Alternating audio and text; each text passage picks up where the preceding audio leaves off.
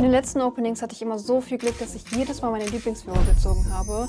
Und ich frage mich, ob es bei dem Set auch so wird. Das Set beschreibt meine mentale Verfassung am besten gerade. Diese Figuren kann man alle ziehen. Und meine Favoriten werden Sleepless oder Devastated. Bitte Sleepless, bitte Sleepless, bitte Sleepless. Machen wir das Ganze mal auf.